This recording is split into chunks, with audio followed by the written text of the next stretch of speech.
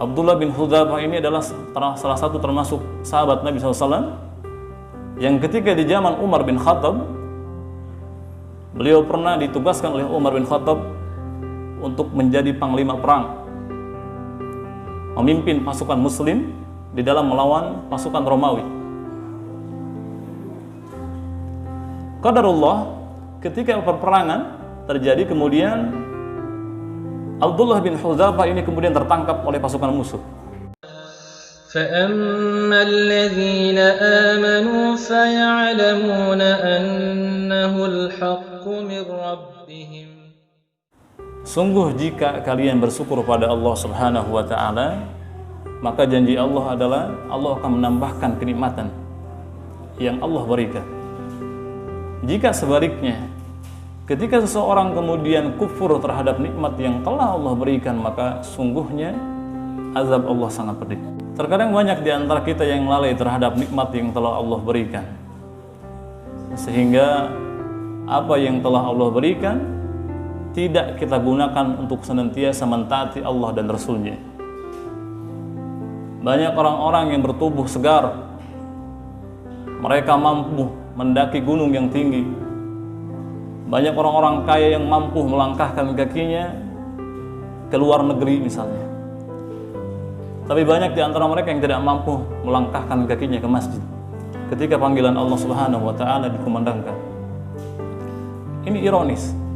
Nah, kita yang sudah biasa datang melangkahkan kaki kita ke rumah Allah Subhanahu wa taala ini, maka mintalah kepada Allah Subhanahu wa taala agar kita diistiqomahkan oleh Allah Subhanahu wa taala.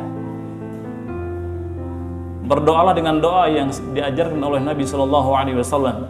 Kita tahu bahwasanya Nabi sallallahu alaihi wasallam itu orang yang dijamin masuk surga dan bahkan dimaksum, dijaga dari setiap kesalahan. Tapi Nabi sallallahu alaihi wasallam senantiasa berdoa dengan doanya yang masyhur. Nabi SAW mengatakan ketika berdoa, ya muqallibal qulub, wahai zat yang maha membolak-balikan hati, sabit qalbi ala dinik, tetapkanlah hatiku pada agama. Ini doa yang senantiasa Rasulullah SAW baca. Semoga Allah Subhanahu wa taala senantiasa mengistiqomahkan kita semua. Salawat dan salam semoga senantiasa tercurahkan pada baginda Rasulullah Muhammad sallallahu alaihi wasallam. Semoga tercurah kepada keluarganya, kepada para sahabatnya, dan kepada seluruh pengikutnya hingga akhir zaman. Jamaah sekalian dirahmati Allah Subhanahu wa taala, ada satu hal yang penting yang harus kita pelajari dalam kehidupan ini, yaitu tentang iman. Karena iman ini yang akan menentukan ibadah kita. Iman ini berkenaan dengan akidah kita, jemaah. Maka ketika seorang rusak imannya, maka rusak seluruh amalnya. Allah katakan, sekiranya kalian mensekutukan Allah, maka Allah akan hapus semua amalnya. Ketika seorang pelajari iman, maka dia akan tahu, akan merasakan bagaimana manisnya iman itu sendiri. Banyak para sahabat Nabi SAW yang ketika mempertahankan keimanan mereka, mereka harus mempertaruhkan nyawa mereka. Dahulu ada Bilal bin Rabah, dia mempertahankan keimanannya dengan kemudian disiksa oleh Tuhan. Ada salah seorang sahabat Nabi SAW yang mulia, namanya Abdullah bin Hudzafah. Abdullah bin Hudzafah ini adalah salah satu termasuk sahabat Nabi SAW yang ketika di zaman Umar bin Khattab, beliau pernah ditugaskan oleh Umar bin Khattab untuk menjadi panglima perang, memimpin pasukan muslim di dalam melawan pasukan Romawi. Qadarullah, ketika perperangan terjadi, kemudian Abdullah bin Hudzafah ini kemudian tertangkap oleh pasukan musuh. Dibawalah mereka kepada raja Romawi saat itu yang namanya siapa? Heraklius, ya. Heraklius. Kalau kita menangkap satu pasukan atau panglima, apa yang kira-kira enaknya gimana, Pak? Ini panglima perang musuh ketangkep. Harusnya gimana ini biasanya? Ya, berarti ini yang lebih dulu kita interogasi kan biasanya. Karena Abdullah bin Hudzafah ini seorang panglima perang, maka Abdullah bin Hudzafah mendapat undangan khusus dari Heraklius. Dia dipanggil di hadapan para Heraklius, kemudian Heraklius pun pintar. Dia membujuk Abdullah bin Hudzafah untuk keluar dari Islam. Ya Abdullah bin Hudzafah, sudikah engkau keluar dari Islam dan mengikuti agamaku, agama Kristen? Sekiranya engkau mau keluar dari Islam, maka akan aku berikan separuh kekuasaan Romawi. Ngiler gak Pak? Negara adidaya ya. Panglima perang dibujuk oleh seorang raja Romawi untuk keluar dari Islam, kemudian ditawari dengan separuh kekuasaan Romawi. Apa jawaban Abdullah bin Hudzafah? Tidak. Aku tidak tertarik. Kemudian Heraklius berkata, baiklah kalau begitu. Bagaimana kalau seandainya engkau keluar dari Islam, maka aku akan nikahkan engkau dengan putriku, katanya. Nah, mulai apa ya? Dari kekuasaan kemudian kepada wanita. Ya. Kalau Abdullah bin Hudzafah mau keluar dari Islam, Abdullah bin Hudzafah kemudian ditawari untuk menikah dengan putri raja Romawi. Kebayang Pak ya? Orang Romawi, kalau sekarang di mana Romawi Pak? Itali ya? Orang Itali itu kan orang Eropa Pak. Tinggi ya, hidungnya nggak kayak kita mungkin ya. Tapi apa kata Abdullah bin Hudzafah? Tidak, aku tetap dalam keislamanku.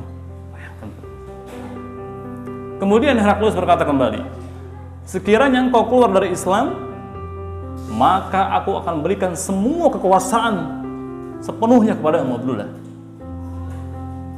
Tadi separuh Pak ya. Kemudian diberikan dinikahkan dengan seorang wanita putri raja. Yang ketiga, seluruh kekuasaannya akan diberikan kepada Abdullah bin Hudzafah. Lagi-lagi sahabat yang mulia ini, dia menjawab dengan penuh keimanan yang yakin, Pak. Dia katakan, tidak, aku tetap dengan keislamanku. Aku tidak tertarik sama sekali dengan apa yang kau berikan. Heraklius kemudian marah, ya, jengkel kepada Abdullah. Kemudian sambil mengatakan kepada para penjaganya, bawa Abdullah bin Hudzafah ini dan penjarakan dia. Heraklius tidak tahu, tidak paham terhadap seorang muslim. Ketika seorang muslim ini lulus, diuji dengan kekuasaan, dengan harta dan tahta dan wanita, maka akan mudah mengikuti ujian, akan mudah dia melalui penjara tersebut. Ya. Mudah bagi seorang muslim ketika dia diuji dengan dipenjarakan. Kira-kira beratan mana? Diuji dengan harta atau dengan penjara, Pak? Hah? Dengan harta ya, jelas ya. Kalau penjara ya mungkin kalau seorang muslim itu biasa, Pak ya. Tapi ketika di penjara, Abdullah bin Hudzafah tidak sama sekali diberikan makanan dan minuman sedikit pun oleh Heraklius selama 3 hari, Pak, bayangkan. Ya. Selama 3 hari Abdullah bin Hudzafah tidak diberi makanan dan minuman sedikit pun. Hari pertama berlalu, kemudian hari kedua berlalu, dan sampai hari ketiga puncaknya. Ya. Kemudian Heraklius menyuruh pelayannya untuk membawakan makanan dan minuman untuk Abdullah bin Hudzafah. Bawakan kepada Abdullah bin Hudzafah makanan dan minuman. Kemudian pelayan itu membawa daging dan makanan, minumannya minuman khamr, Pak. Khamr ya, khamr itu minuman memabukan ya, alkohol. Kalau di kita mungkin sekelasnya bir mungkin ya. Jadi dibawakan daging, makanan dan khamr. Ketika diberikan kepada Abdullah bin Hudzafah, kemudian Abdullah bin Hudzafah tidak menolak ya, tidak memakannya. Kemudian si pelayan ini pintar, Pak. Dia katakan, bukankah ini halal untukmu? Halal, Pak. Jadi dalam kaidah itu, kalau dalam kondisi darurat daripada mati, boleh makan sesuatu yang tadinya haram. Nah, apa kata Hudzaifah? Ya betul, itu halal buatku. Tapi kalau sekiranya aku memakan makanan itu dan meminumnya, maka tujuanmu menghinakanku sudah selesai. Ya Abdullah menolak, Pak. Sudah 3 hari tidak diberi makan, kemudian menolak pula. Sampai kemudian dilaporkan kepada siapa? Kepada Heraklius. Apa kata Heraklius? bawa Abdullah bin Hudzafah dan ikat dia. Panah dia dari jarak terdekat. Diikat. Abdullah bin Hudzafah kemudian diikat, dipanah dari jarak dekat dan hanya diplesetkan saja. Coba bayangkan, diplesetkan saja, dipanah ke mukanya, plesetkan sedikit gitu kan, kebayangnya sakitnya ya. Seluruh tubuhnya dipanah dengan cara diplesetkan. Tapi dengan tenangnya Abdullah bin Hudzafah biasa saja. Karena apa? Bagi Abdullah bin Hudzafah kematian seperti ini biasa saja bagi seorang muslim. Makanya kadang-kadang aneh, banyak di antara kita yang mengaku beriman pada Allah tapi takut mati. Ini ada masalah hatinya ya. Ketika kemudian Abdullah selesai dipanah, Heraklius kemudian menghampiri Abdullah bin Hudzafah dengan mengatakan, bagaimana sekarang? Apakah kau mau menerima agamaku? Abdullah dengan gagah mengatakan, tidak, aku tetap dalam keislamanku. Setelah diuji tadi ya, dengan kuasaan, dengan harta, tahta, wanita, di penjara pula tiga hari tanpa diberikan makanan minuman, kemudian dipanah Pak, lalu diikat.